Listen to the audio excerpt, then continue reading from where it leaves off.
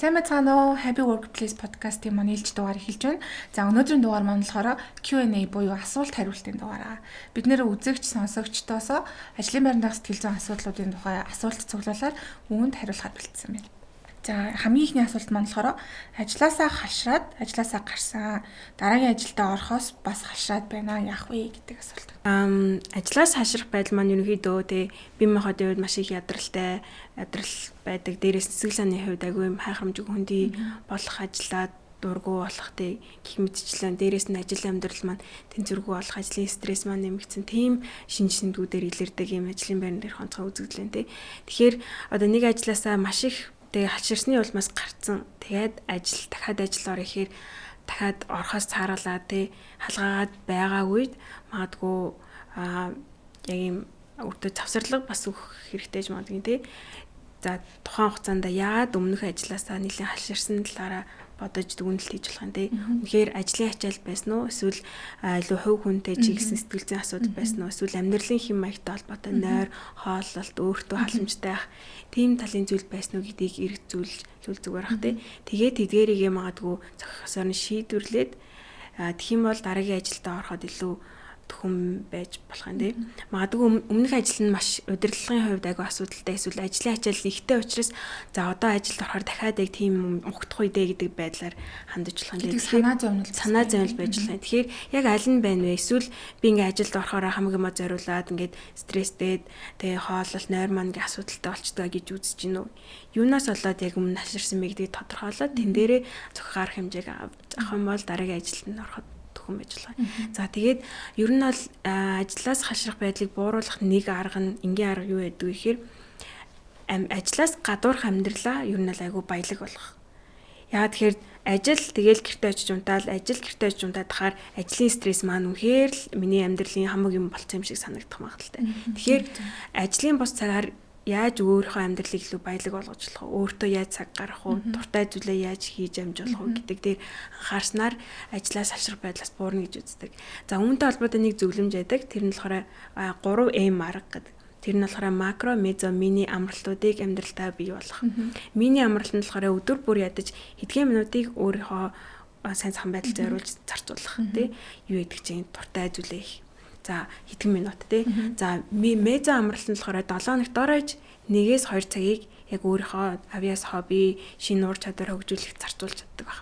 За макро амралт нь болохоор сард тий. Ядаж нэг өдрийг яг энэ ажил гэр гэдэг энэ циклээ эвдсэн зүйлийг хийх. Жишээ нь одоо хотоос гарч гарах аялах эсвэл одоо заал авах гэдэг ч юм тий. Нэг юм өөр зүйлийг хийж тэгснээрээ бид нэг ажил гэдэг зүйлийг томоор бүх зүйл гэж харахаас зайлсхийгээд илүү амьдралаа утга учиртай болгох юм бол burnout юу нь бол буурах магадaltaй гэж үздэг. Тэгээ бас зарим хүмүүс маш их яарад шинэ ажилд орчод идэг тий. Гэтэл өмнөх ажилтай холбоотой тэр сөрөг мэдрэмжүүд нь уур бухимдлууд нь өөрт нь хിവэр үргэлжлээд нөгөө шинэ ажилд орох гээд дасан зогсож явах явцад нь улам илүү хямраагаад тохиолдол байдаг бах тий. За тэгвэл дараагийн асуулт маань бас их сонирхолтой асуулт байгаа. Илүү хүний нөгөө карьертай холбоотой. За ямар асуулт байсан бэ гэхээр мэрэгчлээс солиход 28 нас өнгөрсөн болов уу гинэ. Мэрэгчлээс солиход гэдэг нь одоо шинэ мэрэгчлээ сурна гэсэн үг юм болов? Эсвэл ажлаа солино гэсэн үг л. Эсвэл чиглэлээ солино гэсэн үг л. Тэг чиглэлээ солино. Аль нь ажиллах тий. За энэ 28 нас гэдэг бол залуу нас. Ерөөсөө мэрэгчлээ ажлаа, карьераа солиход бол оройтойгоо нас яавч. Одоо оройтох нас бол яавч биш ээ. Оройтсон нас гэж байд юм уу? Ерөнхийдөө судалгаагаар 28 нас бол хүмүүс айгүй карьераа сольдог нас гэж үздэг. Ер нь ихэнх хүмүүс ингээд тодорхой нэг ажил хийжаад сольж байгаа насны дунджаар ер нь бол 25-аас 28-аас 35 нас гэж үздэг. Яг энэ хооронд хүмүүс нэлээд их сольдог. За тэгээд мэдээж солих явцдаа бид нэмэлтээр мэрэгжил эзэмших боловсралаа ахиулах гэдэг зүйл бол гарч ирдэг. За 40-оос дээш болохоор мэдээж жоохон хэцүү гэж үздэг. Гэхдээ танд үнэхээр энэ хэрэгцээ шаардлага байх юм бол ямар ч асуудалгүй гэж үздэг. За дээрэс нь бас нэг сонирхолтой судалгаагаар ер нь бол хүмүүс яг мэрэгжлэрээ ажилдаг хүмүүс маш зөв. Ер нь бол нийт ингээ мэрэгжил эзэмшиж байгаа хүмүүсийн 27-8 орчим хувь нь л яг үндсэн мэрэгжлэрээ цаашдаа ажилдаг. ихэнх нь ер нь бол өөр мэрэгжилтэй болдог. Эсвэл мэрэгжлээс өөр ажил хийдэг. Тэгэхээр бол мэрэгжил солих дээрээс нь энэ үзэл бол нэг тийм оройтсон гэх зүйл бол байхгүй. Гол нь тэгээ хэрвээ үнэхээр хүсэж ивэл яг өөртөө тохирсон мэрэгжлээс солих юм бол амьдрал илүү гоё аз жаргалтай болох боломжтой гэж хариулмаар. Дээрс нэлээд шинэ туршлага болох нь тийм бас. За дараагийн асуулт маань болохоор бас илүү нэлээд түгээмэл тохиолддог нэг асуудал юм л да. Энэ болохоор нэг ажлын байранд нэг жилээс хэтрэхгүй ажиллахаа болчихдог талаар яриад өгч гэсэн юм. Тэрийг тэгтээ асуудал гэж хараад тах шиг нэ. Нэгээс илүү жил ажиллахаар тогтвортой ажиллах гараад. Зарим тохиол хүний нөөцүүд энийг айгу жоохон сөргөөр хардаг ажиллагаан те нэг ажиллаа тогтдгоо. За зарим хүний хувьд энэ нь илүү утга учиртай амьдралын хэм маяг ажиллагаан те нэг газараа удаан ажиллахаас илүү өөрөөр газар очиж өөрөөр туршлага адал явдал эрхлүүлдэг эсвэл одоо чинь амьдрах орчноо өөрийнхөө амьдралын маяг өөрчлөлттэй холбоотой сонголтууд ажиллах. За хэрвээ нэг асуудал гэж харж ивэл яагаад мэдээж ажиллаа ингэ солиод байна вэ? Ажилласаа хашраад гарчаад байна уу гэдэг зүйл байна. Тэгээд энтэй холбоотой тайлбарлахад яг ажлаас шалтгаалаагүй байх магадлал өндөр байдаг.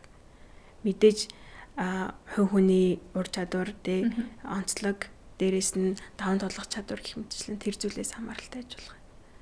За тэгээд мэдээж түрүүний асуултад төстэй юунаас болоод нэг жил болохгүй гараад байна. Өөрөө одоо шин туршлага хайж гинөө эсвэл ямар нэгэн асуудал цаана байна уу гэх юм байна гэсэн үг шүү дээ. Тийм ээ. Тэрнээс үдээд бас арга хэмжээ авч болох байх. За тэгээд жишээлбэл амьдралын хэм маяг нөө даван тулах чадвар буюу нөгөө сэтгэлийн хаттай холбоотой зүйл байна уу гэдгийг онцлоход эсвэл IQ-тэй сэтгэл хөдлөлийн чадвар байдаг ч юм уу те гэх мэтчлээ. Яагаад тэгэхээр мэдээж яг нэг бид нэр жил болоод ээлж амралтай авдаг те. Тэгэхээр нэг юм цикл байгаад тах шин те. Нэг жилийн дараа бид нэг юм амрах ажилласаа хөндөрөх шаардлага гардаг гэж магадгүй. Яг тэр үедээ тэр нэг хэсэг хугацааны юм хямрал гэх юм уу те ядарлыг давахгүйгээр шууд гарчаад идэг гэж байна. Тэгэхээр яаж илүү тэрийг даван туулж болох вэ гэдэг ийм ур чадвар суралцж болох юм. Сэтгэлийн хатаа нэмэгдүүлэх, стрессийг даван туулах байдлаа сайжруулах, сэтгэл зүйн эрүүл мэндэд анхаардаг, өөртөө харал халамж тавьдаг болох. Гэх мэтлэн тэр зүйлийг сайжруулах юм бол энийг даван гарч чадах юм болов уу гэж байна.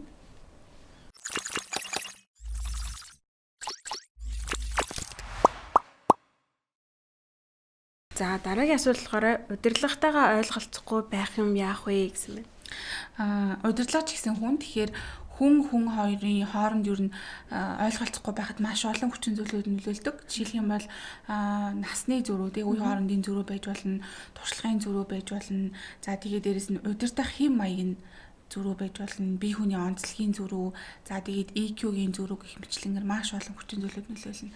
Энэ дундаас бол бие хүний онцлогийн зөрүү гэхээр магадгүй удирдлага нь маш тотгошоогоо чиглэсэн хүн байхад ажилтан болохоор илүү гадагшаа чиглэсэн бүхнийг илэрхийлдэг, тэгээ бүх зүйлийг ингээ ярилцдаг төрлийн хүн байхад нөгөө хүн илүү сонсдоггүй гэдэг ч юм уу. За тэгээд туршлагын зөрүү буюу нөгөө тухайн удирдлага болон ажилтан хоёрын хоорондын тэр карьерийн зөрүү байж болно. Ямар одоо ажлын орчинд ажиллаж исэн, ямар удирдлагуудтай ажиллаж исэн бэ? Дээрээс нь ямар мэрэгжил туршлагатай вэ гэдгээс шалтгаалаад өөр байж болох юм. За тэгээд EQ-гийн зөрүү буюу нөгөө сонсох чадварын хувьд хэрийн, за тэгээд ярихтаа хэрийн, асуулт асуухтаа хэрийн гэдэг ч юм уу. За тэгээд харилцааны хэм маягийн зөрүү байж болно. Магадгүй нөгөө дуу хоолойны өнгө айгүй илүү зандарсан байдаг гэд зандарч одоо харилцдаг. Гэтэл нөгөө хүн зандарсан байдлаас илүү зөөлөн дуугаар одоо харилцдаг. Гэтэл нөгөө зандарсан байдал нь хараад надад дууралцсан байна гэж хүлээдэг гэж ойлгодог гэдэг ч юм уу. Ийм маш олон төрлийн зөрүү байж болно. Тэгээд та болохоор яг энэ олон зөрүүнээс болоод асуудал үүсээд байна уу? Эсвэл болвол тэр хүнтэй ажлын даалгавар, ажлын үр дүнгээс болоод би одоо ойлголцохгүй байна уу гэдгийг тогтоох нь маш зөв. За тэгээ мэдээж одоо ингээд тодорхойлж явах явцад чинь тань дээр ийм асуудлаас болж ингэж зөрүү үүсдэгэ гэд гараад ирсэн тохиолдолд та тэр дундаас маш бодиттой дүгнэлт хийх буюу за эдгээрийг нь би өөрийнхөө зүгээс өөрчилж болох юм байна. Гэтэл эдгээрийг нь би бол өөрчлөх боломжгүй юм байна. Тэгэхээр илүү хүлээн зөвшөөрөх тал руу явна гэсэн үг л дээ. Жишээлх юм бол тухайн удирдлагынхаа бие хүний онцлогийг нь би өөрчлөх боломжгүй те. Тэгэхээр тэрийг нь илүү хүлээн зөвшөөрч тэрнийг тохируулж харилцаагаа өөрчлөх гэдэг ч юм. Тиймэрхүү бас байх боломжтой байна. За дараагийн асуулт маань болохоор бас нэлээд олон сонсогчд маань хариултыг мэдмээр байгаа. За магадгүй нэлээд олон хүмүүс бас тулгарч байгаа асуудал ах л та. Тэр нь болохоор саяхан жирэмснийхээ амралтаас буцаад ажилдаа орсон. Гэтэл ажилдаа тасч өгөхгүй би бүх юмыг чадахгүй байгаа юм шиг санагдаад байна. Туслаач гэдгийгсэн юм. За үүнтэй адилхан бас нэг асуулт ирсэн юу вэ гэхээр би шинэ ажилдаа тасахгүй байна. Яах вэ? Туслаач гэдэг асуулт. Энэ хоёрыг нийлүүлээд хариулах юм бол тий. За ер нь жирэмсний амралтаас хүүхэд асрах чөлөөнөөс эргээд ажилдаа орсон хүмүүст маш олон ийм асуудал бэрхшээл ийм сэтгэл зүйн нөхцөл байдал тулгарч болно гэж үздэг. Жишээлбэл хамгийн эхлээд сэтгэл төгшөөрийг мэдрэх байдал өндөр ээж болно. За нэгдүгээрт одоо ажиллаа яаж хийх вэ? Би чадах болов уу гэдэг айдас байж болно. Эсвэл за нөгөө гэртээ хүүхдтэй санаа зовох, хүүхд маань яаж байгаа бол гэдэг төгшөөр өндөрсөж болно.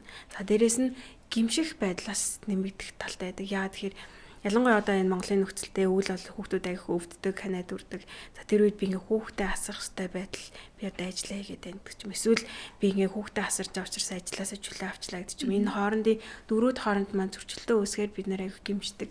За түүнээс гадна танин мэдхийн бэрхшээл үүсч болно. Жишээлбэл одоо төрсний дараа хүүхэд удаа харсны дараа бидний танин мэдхэн байдал өөрчлөж болно. Нойргүй олонснаас үдээ анхаарал үлэргүй шийдвэр гаргахад хэцүү, ой тогтоол муудах гэдэг ч юм уу. Гэх мэтчлийн танин мэдхийн асуудлууд үүсэх магадaltaй. За түүнээс гадна бие махбод сэтгэл санааны үед маш их ядрах байдал. За ажил мэргэжлийн үедээ санаа зовох. Би ингээд хэдэн жил ингээд завсар авчлаа, ажиллаа хийсэнгүү. Одоо миний карьер яах вэ те, би яах вэ, чадах болов гэдэг ч юм уу. Би бусдаас хоцорсон болов гэдэг юм байдал. Дээрээс нь өөрийгөө бусдад харьцуулах байдал нэмэгдэж магадгүй. Гэх мэтчлийн ийм олон зүйлсийг мэдэрдэг учраас яалтчгүй буцаад ажилдаа ороход хэцүү зүйлүүд гарч ирж байна. За үүнээс гадна ер нь те шинэ ажилтнууд ер нь ажилд орохороо за тэгээ жирэмсний амралтаас буцаж орж ийна гэдэг чинь бас л ер нь шинэ ажилд орж байгаатай баг адилхан болчихно тий. Тэр үед хүмүүс бас юу мэдэрдэг вэ гэхээр маш олон ийм зүйлүүдийг сурах хэрэгтэй болдог. Яаж л техник технологийн арга барилтай шинэ зүйлүүдийг сурах хэрэгтэй болдог. Компани уур амьсгал, соёл, харилцааг таньж мэдэх хэрэгтэй болдог. За байгууллагын бодлого, шийдвэр гаргахад нь ямар эдийн гэдэг ч юм уу. Маш олон зүйлийг сурах шаардлагатай байдаг учраас нэлээд стресстэй байдаг. За бас төгшөөр ас өндөрсдөг. За зарим тохиолдолд сэтгэлээр унах, готрах үед ч байдаг. За ерөнхийдөө энэ тасан цогцох буцаад ажилдаа ороод эргээд хэвэндээ ороход ер нь бол 3-аас 6 сар дунджаар шаардлагатай байдаг гэж үздэг. Тэгэхээр ер нь бол энэ зүйл бол хэвийн та өөртөө хугацаа өгөөрэй.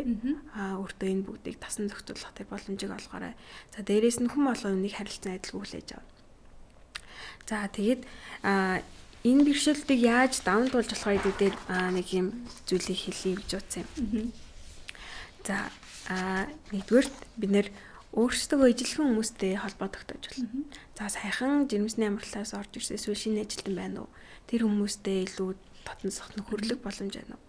За бас санал хүсэл шүүмж сонсч болно те. Би одоо энэ ажил одоо хийсэн ажил нь болоод байна уугүй гэдэг мэдмээр штэ. Тэгэхээр тэн дээр аяг бодтой үнэлгээ авахыг хүсэж болно. Би энэ ажлыг ингэж хэлээ болж гин үү? Яавал дээрвэ? Санал зөвлөмж байна уу гэж асууж байна. За тэгээд ер нь их сурвалжуудыг асууж болно те. Би энийг яаж илүү сайн хийж болох вэ гэх мэтчлэн. За тэгээд эдгээрээс гадна мөн өөртөө зөөлөн хандаач гэж хэлмээр байна. За өөрийнхөө гаргаж байгаа жижиг ч гэсэн амжилтуудыг одоо амжилт гэж хараад үүндээ үнийгээ тэмдэглэж одоо өөрийгөө урамшуулах хэрэгтэй. За тэгээд сайн амарч энерги нөхөснөөр бид нэр илүү эрч хүчтэй байх боломжтой. За тэгээд яг энэ тасан зохицох үе маань бас тодорхой үе шатуудыг туулдаг гэж үздэг.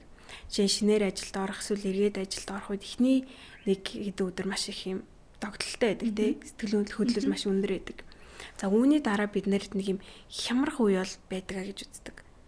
Ингээ хямрах чадахгүй байгаа юм шиг, болохгүй байгаа юм шиг сэтгэлээр унах готрах юм үе байдаг. За тэгээд үүний дараа хүлээн зөвшөөрөхтэй даван туулах үе маань гарч ирдэг. За тэгээд дараа нь энэ бүгдийг туулаад одоо тасан цогцсон байдал. Тэгэхээр юу нь л ийм үеийг туулдаг шүү гэдгийг мэдснээрээ гутарж байгаа, хэцүү байгаа эдрийгээ юу нь бол хэвийн зүйлээ гэж ойлгох нь тийм. За ямар үед тасан зогцсон байна вэ гэдгээ мэдэж болох вэ гэхээр бие махбодын үед асуудал багассан. Нойргуудл нь гайг болсон, хоол нь хэвэн болсон. Тэ дээрээс нь сэтгэл зүйн доктортой тайван стресс нь багассан гэдэг ч юм уу. Тэгээд ажлын бүтээнч маань хэвэн харилцаандаа сэтгэл хангалуун байгаа үед ер нь бол тасан зогцсон байна гэж ойлгож байна. За зүйлийн асуулт маань болохоор яаж ажилтнаа удаан тогтоох вэ? Ямар нэгэн арга байна уу? Тогтоон барих вэ? Тогтоон барих вэ? Тийм. За энэ бол зах зээлийн хувьд ажил олгогчдын хувьд бол нэлээд том асуудал ах. Яг нь нэлээд олон ийм одоо шат дараалталтай аргууд ч юм уу эсвэл байгууллагын соёлтой холбоотой угаасаа тухайн байгууллага хэрэгжүүлдэг алхмууд бол байгаах. Тэгээ үүнээр нэмээд яг зөвхөн нэмэлт мэдээлэл байдлаар хэлвэл юу юм бэ гэхээр ер нь ажилтнуудыг удаан тогтвортой хүний нөөцийн эрэгц багтаагаар ажилуулна гэдэг нь ерөөсөө байгууллагын хүний нөөцийн мэрэгжилтнүүдээс, удирдлагуудаас, байгууллагын ажилтнуудаас бүгднгээс нь шалтгаалсан зүйл байдаг. За тэгээд манай компаниуд ярьдаг штеп нөгөө ажлын туршилтын 3 сар гэлтэй. Тэр 3 сарын хугацаанд тухайн ажилтан өөрийгөө шалгуулж иж болно нэг талдаа. Гэтэл нөгөө талдаа та буюу байгууллага өөрөө ажилтнад ч гэсэн шалгуулж байгаа гэдгийг мэдэх нь маш зүг байдаг. За тэгэхээр тухайн яг 3 сарын хугацаанд л ажилтны ер нь үлдэхүүгүй юу, ер нь надад тохирч ийн үгүй юу гэдгээ бас харж иж болдог тий. Ихэнх ажилтнууд туршилтын хугацааны дараа бол ингээл жинхлээл явдаг. Зарим нь бол жинхлэхгүй шууд өөрийнхөө саналаар ажиллаа хүлээлгээд тохиолдол байдаг. Тэгэхээр энэ дээр бол та байгууллагын соёлыг эргэж хараач. Тэр бол маш чухал. Байгууллагын соёл яаж шинэ ажилтнаа ухтаж авахтаа хэр байгаа юм. Ажилтнуудаа дэмжиж оролцоон дээр нь одоо ажиллахтаа хэр байгаа юм гэдэг нь маш чухал. За тэгээд ажлын орчин чинь хэр зэрэг таатай байгаа юм бэ гэдэг нь чухал. Хамт олонны уур амьсгал нь хэрийн, хоорондын харилцаа нь хэрийн те энгийн яриануудыг өрнүүлэх боломжтой байгаа мó. За тэгээд дээрэс нь хувь хүний эрхэм чанар руу халтж байгаа мó үгүй мó гэх мэтчлийн юм одоо нөгөө өмнөх дугаар дээр ярьжсэн сэтгэл зүйн хүчирхийлэл дарамтын ямар нэгэн одоо тохиолдол үйлдэл байгаа юм шүү дээ гэдгийг харах нь маш чухал. За тэгээд дээрэс нь тухайн ажилтныг маш сайн урамшуулдаг, дэмждэг тэр тогтолцоо байгаа юу гэдгийг бас та эргэж харах нь чухал байна. Ажилтан сайн одоо ажлаа гүйцэтгэх гэх юм бол бид нэ урамшуулж чадчихна уу? Гэтэл нөгөө талдаа бид нэр ажилтныг ажлаас нь хоцрох, за тэгээд гүйцэтгэл нь муудах ч гэдэг юм уу, за эсвэл таслахт нь арга хэмжээ авдаг шигээ гүйцэтгэл нь сайн байгаа ажилтнаа урамшуулж дэмжиж чадчихаа. Тэр тогтолцоо нь хэр хангалттай байгаа юм бэ гэдгийг одоо тогтоогоод тодорхойлоод за хэрвээ хангалттай гэж үзэх юм бол тэрийг дахин яаж юуг нь шинээр засч залруулж болох уу гэдгийг бас бодолцох хэрэгтэй байна. За тэгээд сүүлийн үеийн судалгаануудаар ч тэр ер нь дэлхийд дахинч тэр бидний нөгөө ажлын уян хатан цагийг айгүйх хэрэгэлдэг болоод байгаа тий. За гэрээс ажиллах боломжтой, ажлын 4 өдөртэй болно гэх мэтчлэн ингээд. Тэгэхээр уян хатан цагийн хуваар байж чадж байгаа мó үгүй мó тэрийг нь байгууллагын онцлог тохируулаад одоо бий болох боломж нь хэр байгаа гэдгийг бас харж үзэх хэрэгтэй байна. За тэгээд дээрэс нь тухайн ажилтан ерөнхийдөө бол нөгөө нэг байгууллагт ингээд ороод ирэхээр байгууллагын ажилтны нэг бүртээ харилцдаггүй те яг нөгөө өөрийг нь удирдах байгаа менежер эсвэл газар алба хэлцийнхаа хүмүүстэй илүү одоо бусдаа харьцахад илүү одоо дотн харьцдаг. Тэгэхээр яг тэр хүмүүсийнх нь харилцаа хандлага болоод тэр багийн уур амьсгал удирдлагын ажилтнаа ойлгож дэмжиж байгаа процесс нь өөрөө хэр байгаа юм бэ гэдгийг бас л эргэж харах шаардлагатай болно гэсэн үг. Тэгэхээр ер нь бол ажилтнаа тогтоон барина гэдэг нь байгууллагаасаа ч одоо нөлөөлөхтэй буцаагаад тухайн ажилтны байгууллага харж байгаа үнцөг за тэгээ үнэхээр энд одоо удаан доктортой ажиллая гэдэг хүсэл эмэлзэл байгаа юу гэх мэтчлэн хоёр талаасаа л одоо уулзах тийм ойлголт байна. Тийм ээ тийм. За тэгээд өнөөдрийн дугаарт бид нарт асуулт илгээж бид нарт хандсан та бүхэнд баярлалаа. Тэгээд энэ асуултуудын хариулт та бүхэнд хэрэгтэй байсан байхаа гэж найдаж байна. За дараагийн дугаар хүртэл баяртай. Баяртай.